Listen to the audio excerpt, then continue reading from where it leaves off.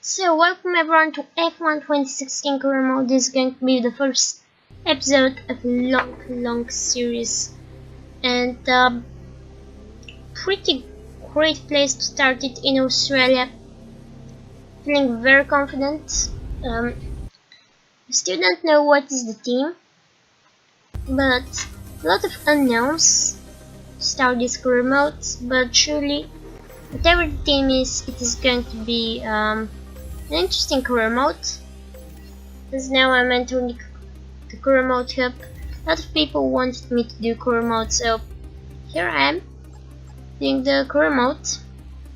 Now doing my profile, helmet stuff, and pretty important part of the career mode to choose wisely all the things. I have career booster because I pre-ordered the game. So for those who are asking why don't I have this helmet that you have, it's because of the pre-order thing. As you might know, I'm Bulgarian, and yeah, here about the number there was a little bit of debate. That chose 15, Sebastian Vettel's first number in time, Sebastian Vettel fan. But yeah, pretty interesting. What's interesting? Nothing is interesting. I'm just doing my profile, and very important things for later on this career mode. And what else to say? Let's see what team have I got for this career mode. Web browser, and you can see a wheel of fortune. And here I'm going to choose my career mode team by randomizer, just because I can decide. It really is a big dilemma. So let's see what this. Let's see from what tier it is. It is from tier 1, Mercedes, Ferrari, Red Bull, Williams. Then I'm not going to do any practice programs. If it is from tier 2, I'm going to do only the track practice program. And if it is from tier 3, I'm doing only the track program and the tower program. So let's see what tier it is. Tier 3. Okay. Let's see what team are we going to have now. So here we are. In the wheel for the teams. I hope we can get, I don't know, the 3 teams are going to be pretty good challenge. If this main or don't think I'm copying Team at Marduk, it is just randomly. But it is the banana car, so I'll be driving the banana car, and let's see who will be my teammate. Actually choose Palmer. Here I can choose, so Palmer will be my teammate in the banana car for this career mode. It's going to be great challenge, I guess. I'm going to do 2 practice programs as I said, and yeah, let's go to the racetrack or to my agent first. So it's Renault. Pretty interesting team. It is one of the backmarkers teams. Oh, I love to say interesting, I have to stop. And we're doing 25% race with short qualifying. For practice, not looking in my tires, I'm just doing the normal tires things. Here I'm putting a little bit more resist. And yeah, let's see our agent, then go to qualifying and the race in Australia.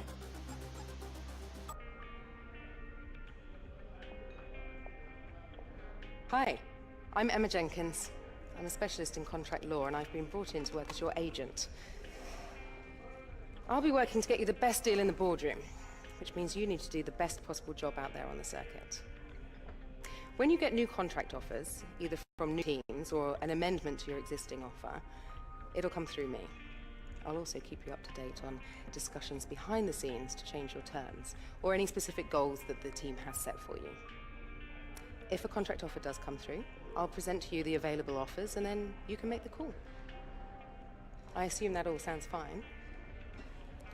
Well then, Good luck this season, and I'll catch you later. So here's my contract, and here we'll keep it and go to the practice. We're about to join the action in what is sure to be an interesting practice session here in Melbourne. It's not long until we get the session underway, and we'll have some cars appearing out on the track.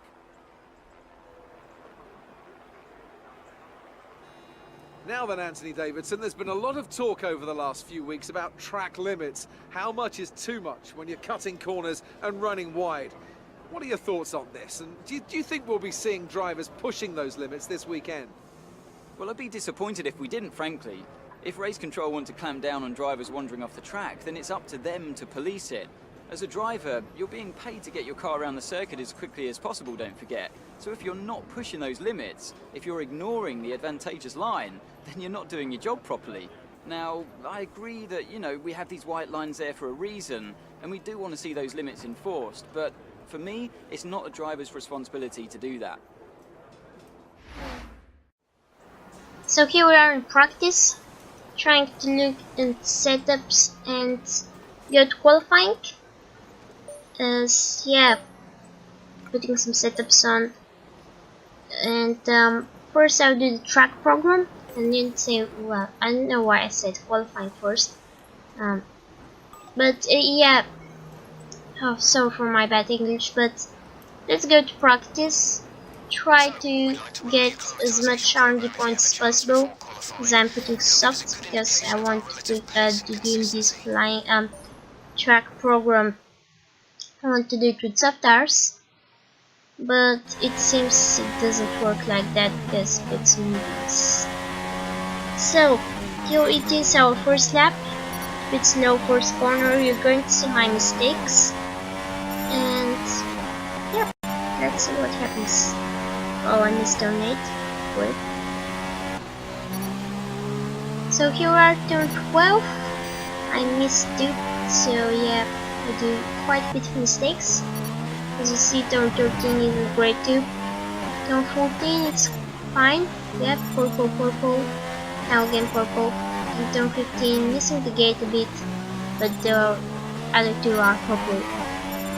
To turn 16 I do it, but it is still not enough for purple score. So I'll try to do it on my second lap and see what I can do as I brake very early, and again not do turn 1 as game wants me to do it. And yeah, we'll try to do the best in turn 1. I think it's one of the problems of the place I like a bit.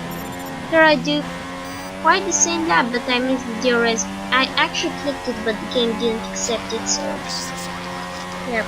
Let's see if the third lap is going to be better. Do brilliantly turn 1, that's great. And now to turn 2, doing it good, but I lost the back end slightly, and it is a pretty scary moment. Very scary for me, at least. I'm going to see now from the TV cameras how strangely it is oversteered in the curve, and with open DRS might easily go in the wall. So here we are at the end of the practice program, doing a little bit of weaving outside the circuit, and yeah, very happy that I completed the program. Now let's go to an interesting practice session there then. Let's remind ourselves of the top 3. Who are? Let's see for the resource points we get from this practice session. Then go to practice 2, but yeah, first we'll meet our R&D guy. So here are the resource points we get, and after this we're going to see our R&D guy in our meeting program. Hi, good to meet you at last. My name's Chris, and I'll be working with you as your Chief of Vehicle Development. It'll be my job to get your feedback as a driver and to direct our upgrade design in the areas that you feel are most lacking. At each Grand Prix, we can run a series of practice programs and log the performance of the car as you drive it at its limit. This gives us data that we can utilize to develop various performance improvements. In order for me to know which upgrades to prioritize, I'll need you to select a development area that you'd like us to focus on. And you can do that in the R&D section of your laptop. Anyway, that's all for now, but I'll keep you up to date, okay? I'll see you soon. So this is our meeting with the R&D guy, and now we're going to see in our laptop all this stuff about R&D, and we're putting the upgrade on downforce. So I was really thinking about what, but you've seen the qualifying pace program I've had very bad. I've made all my mistakes in downforce corner, so I think it is the best decision I could have made as I start my first lap in my qualifying pace program, and I run a bit wide. And yeah, pretty interesting start of the weekend. Why do I always say interesting? Okay, pretty average start of the weekend. We've got some points, but as you can see I start again with green, so yeah. It's a bit average weekend as I do again second green lap. So though I'll be in the third lap. Let's see what I managed to do. Actually, it wasn't a good lap. It was actually a good lap to the final, to the fast turn 14, I think it was. So yep, you see that the fast corners is where our car lacks. At the end of the session, then, here are your top three: Ricciardo, Hamilton, and Kimi Räikkönen. That concludes an interesting practice session. Let's hope for more excitement as the weekend unfolds. Love to see that Mercedes aren't 1-2 here in these practice programs. Might be different in the races, but I heard we have a message from our agent. So resource points for practice 2. Not as much as practice 1, but still some resource points we get. And we're now 174, yeah, the message now.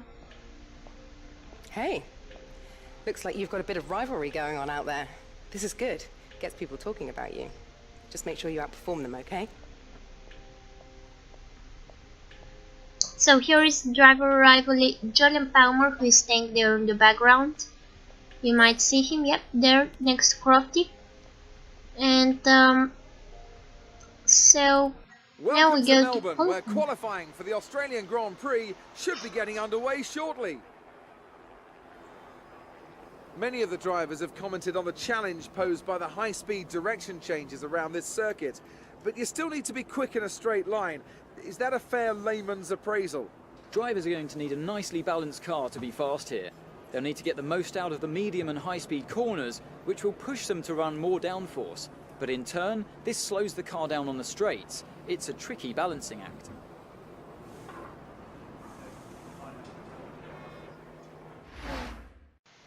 So here we are in qualifying,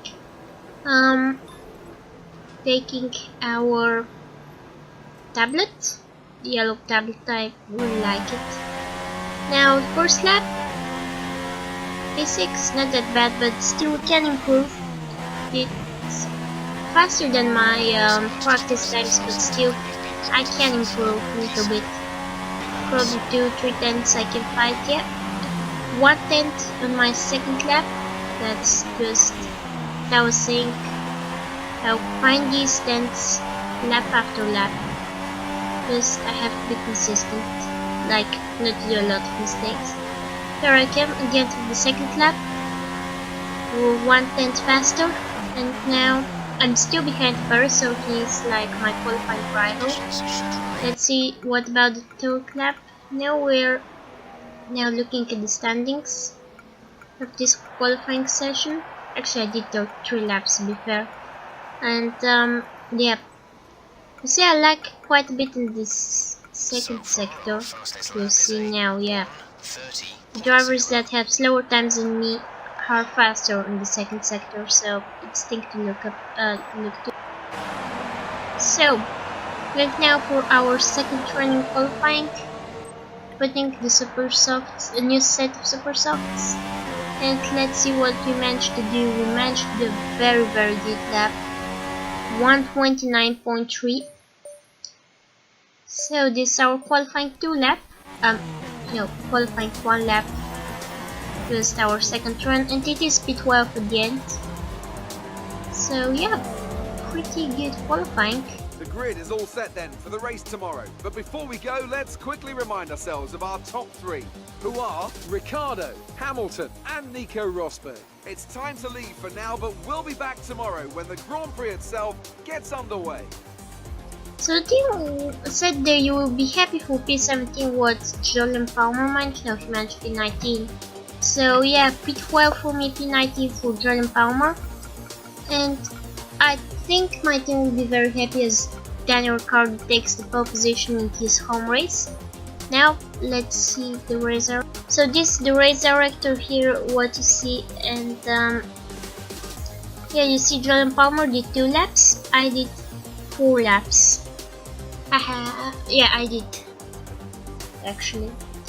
So now after checking the race director, we'll see what resource points we got after this qualifying session, and then we'll go to the race, which is going to be pretty interesting for starting from P12, but after a lot of laps in qualifying. Now we see the resource points, less than 100, but still 88 is fine. Now the rivalry with Julian Palmer, who didn't get this decent qualifying as me. 6-3 is our rivalry, and to see my teammates is faster in the second sector too. So this is the place where I personally lack. So now let's get to the. Yeah, nothing more to say. So waiting for the race to start, and at least the introduction to start. The atmosphere is heavy with expectation and anticipation, and bearing the weight of that burden today is a place we know very well indeed. It's Albert Park. The story of the season begins here then with the Australian Grand Prix, and it's time for the first chapter to be written. We go racing today then in the state of Victoria, where the drivers have 16 corners and 3.3 miles to navigate at an average lap speed of around 120 miles an hour. The close proximity of the barriers makes accidents inevitable, and recent history shows us that a safety car is not at all out of the question. I'm joined today in the commentary box, as I will be throughout this season, by a great racing driver, former F1 competitor, a man who was world champion once upon a time as well, and an all-round top chap. It's the one and only Anthony Davidson. And tell me, here we are, first Grand Prix of the season, the first time racing these cars. So what are the big questions that need to be answered here, in your view? First of all, Crofty, and thanks for the glowing introduction, I just want to say it's a real privilege to be here, and I can't wait to see what this competitive field has in store for us this season. Now, to answer your question, obviously there's the question of performance in race trim, but really this is going to be all about reliability. It's the first Grand Prix of the season, don't forget. You're pushing all your new components to their limits. Formula One cars are full of very sophisticated but also very sensitive technology. So the most important thing today is to get to the end of the race, keep everything in good condition and try to stay out of trouble while you're at it. You qualified higher than we were expecting, so see if you can keep this position in the race. With that then, let's run through the grid order. Daniel Ricciardo starts from pole position today, and Lewis Hamilton completes the front row. Looking down the rest of the grid, we have Rosberg, Verstappen, Sebastian Vettel and Bottas, Raikkonen, Massa, Kvyat and Jenson Button, Gutierrez and a Renault, Fernando Alonso and Perez, Sainz, Hülkenberg, Romain Grosjean and Pascal Wehrlein, Palmer and Ericsson, Rio Haryanto and Felipe Nasser starts from the back of the grid. Now it's almost time to lights out, so let's go down to the track. So let's take a look now on the race strategy. We'll start in the soft tire compound and then finish in super softs. So have an aggressive ending trying to set a very fast lap, which is going to happen the rival with Gutierrez. Oh, he literally so slow through that section. I gained like 1 second and just about avoided him. And in real life this would have been a very bad accident if I touched him. So you see how much he's slowing down. Already we have a rivalry with Gutierrez. Yep, doing a little bit. Oh, Gutierrez again. Doing a little bit fast laps at the end of the race. Or removed from formation lap. I can't do a lap in this career mode. In this race day. That's bad. So, what I was going to say is that I'm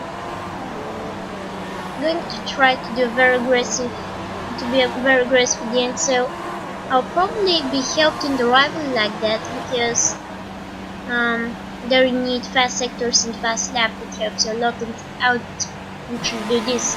So now we go to the race. 5 red lights. Lights out, and the season is underway. We get ahead of our rival Esteban Gutierrez. Now I'm going to try a little dive around the inside, but I won't try actually to do dangerous dive bombs. And Gutierrez outbroke me, so we're side by side here in this section. And I'm going to try to keep the position but not get caught up in an accident, so I brake very early, then squeeze out Gutierrez. And Alonso actually gained position from that. So I did a little revenge, parking the bus just ahead of Gutierrez into this first lap, trying to overtake, yet I didn't manage to do it. So here we go, trying to overtake here. No! Oh no, I missed the corner. So yeah, Alonso got the position. He was probably saying, oh, thank you very much. Now let's chase Fiat. But I'm not finished with him. Trying into the inside. Didn't manage to do the Gutierrez, now trying to attack me, and Alonso had made a gap and I can't attack him now. So Gutierrez, did he try something? No, a little bit of yellow flags. But I didn't gain a position from that, so pit 12 where we started. Alonso overtook me, I overtook Gutierrez. He was having a terrible race, I believe, as Julian Palmer is still in the pits. Very interesting, he might have had an accident in the first lap, as we saw a lot of yellow flags, and yeah, he's not the only driver to stop in the first lap, so probably there's a big collision, and he's lost his front wing, so probably he's going down in medium tires, trying to, oh, run so wide to kill the Gutierrez not behind, but yeah, he's going to try to do a long strategy. He's going to help in the rivalry because he won the fast lap. So here we are on lap 4, a little bit some laps later, goes up to Danny Fiat, close the door on the inside, I go on the outside, back tires a bit, but I managed to do the overtake. It is pretty good overtake, I felt it great, and it's great to do, like, it feels very relieving to do such overtake on the outside, and yeah. It doesn't happen every day to do such a move. But we still have 11 laps in this race. We have to concentrate on getting the gas ahead if we want to get points. His teammate is 45.2 seconds behind. He's having a terrible race. It's just sitting there last, 21st. So now we're to lap 6, and Alonso going into the pits. I'm going to lap 9 when I'm going to put my super soft tires. There's a lot of people into the pits, and this is P6. So yeah, for the first time I'm in the points in this career mode, and it's great to do it in the first race only. So now we're going to try to catch Jensen Button as Daniel Ricciardo and Gutierrez are fighting back. But Gutierrez is trying to hold it to Daniel Ricciardo, but then the Australian got the position, and he is in the effective lead of this race. Doing a great race at home, 3.2 seconds behind me. So now I'm into the lead of the race. As I'm like 8 seconds and something to Daniel Ricciardo, and I'm actually not going to fight him because we're not battling for position, as Hamilton is now 4 seconds behind. So the race for Mercedes, they can't overtake Red Bull.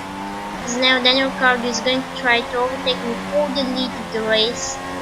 And for the first time in my career, I'm leading the race, but here I lose the lead to Daniel Ricciardo, who's on fresh or soft tires and a better car.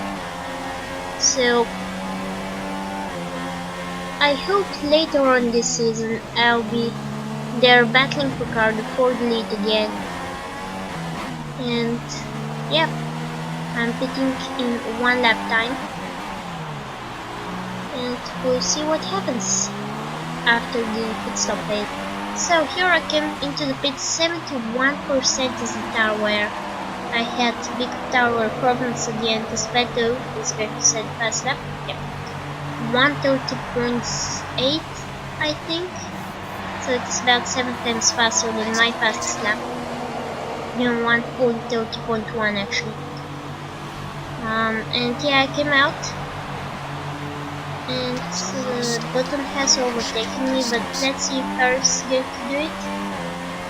Oh, this is very close, but I keep the position.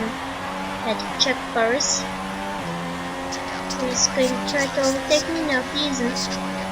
So probably he's going to try to overtake me, but he probably knows that I'm on super soft tires and he's on soft that are a little bit worn. He's more worn than mine. So let's see if Paris is going to try to overtake. Lap 10, have 4 laps to go. Here it is lap 11. And Fernando Alonso out of the race. Esteban Gutierrez out of the race. So here it is, a little conspiracy theory for you. Alonso found out that I was having a rivalry with Esteban Gutierrez. So he decided that I was very nice to him when I gave him the position, and decided to crush him because he was in very bad positions. And in real life this happened. And why not just do a conspiracy theory that would know that it's impossible, but like just to have some fun. Because I love conspiracy and I want to add it to my career mode a little bit. Because I like conspiracy. So, yep, here we are in the final lap of the race. Jenson Button has pulled away a bit, but Check Paris has been catching me, so we're going to have an interesting final lap. Not for Jordan Palmer, who is 41 seconds behind me. As Paris trying to do something, but he doesn't manage to do it.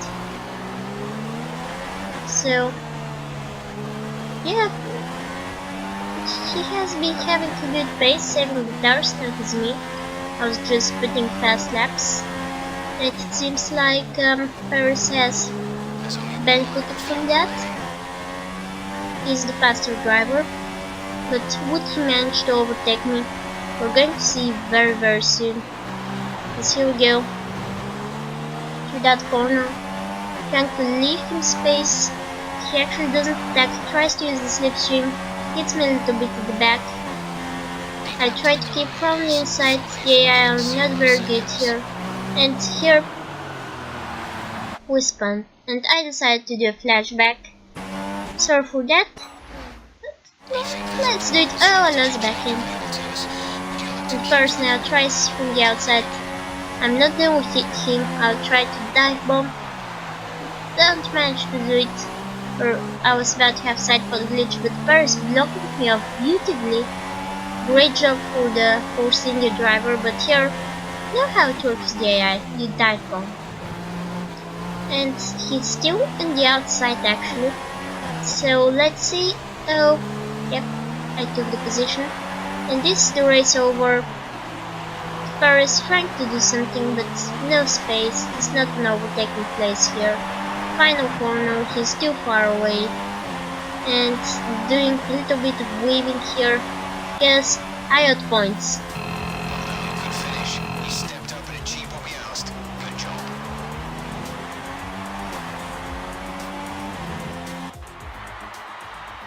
So another fantastic victory for Red Bull today.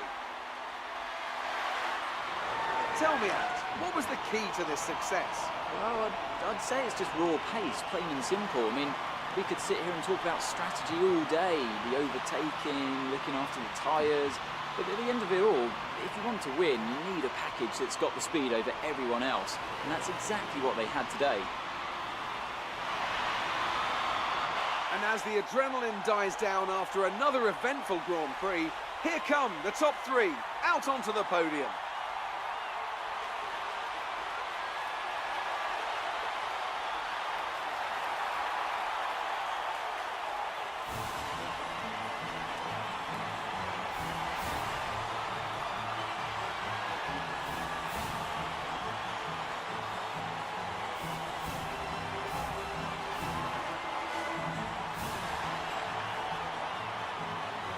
So then, it's time to see how this result affects the Drivers' Championship. Daniel Ricciardo takes over the lead of the Drivers' Championship after that excellent result. Moving on to the driver of the day then. Anthony Davidson, who would you go for? It's got to be Rio Haryanto. He was in another league for me today. Really impressive stuff. And now... Don't give driver of the day for this. Let's see what the kid move. Felt very good. Why don't you appreciate it, Anthony? Now let's take a look at the constructors' standings. Red Bull moved to the top of the table. After all this drama, you'd be mad not to join us for the next race. We hope to see you then. Take care. So it's great that I get points finally. It's my first race. Jordan Palmer had very bad luck, finishing more than half a minute behind me. But yeah, next race I guess his luck will come back. As I did faster laps than most of the people around me, including Max Verstappen. The constructor standings, we are 6th, 1 point behind McLaren, which are our closest rivals. And yeah, in the driver standings, the same as the race finished. Daniel Ricciardo, congrats to him, winning in his home race. Is definitely something he'll remember, leading the Drivers' Championship for the first time in his career. These are my resource points after this race, more than 100. And now I have quite a few resource points, so in Bahrain I might put another upgrade for China. Please down in the comments about what upgrades should I put on the car. And yeah, till the next race, guys. No, actually no, we have a lot of time left in this episode. It's not finished. So we'll see the course go. Score, please let me know down in the comments about your core points after your first race. And as you can see here, my R&D place, I can still put upgrades on, but these are, you still haven't voted down in the comments about what upgrades should I put. And yeah, the trophy room, pretty lonely, only one trophy. It actually isn't trophy, but it's 10th place, which made me happy. 1 point, 10th in the standings. So if I finish in top 14 in the championship, no, in top 10, because I'll be upgrading the car. So if I finish in top 10 in the standings and top 6 in the constructor standings, I'll be happy from this season. But like the video if you enjoyed, subscribe to the channel if new, and goodbye.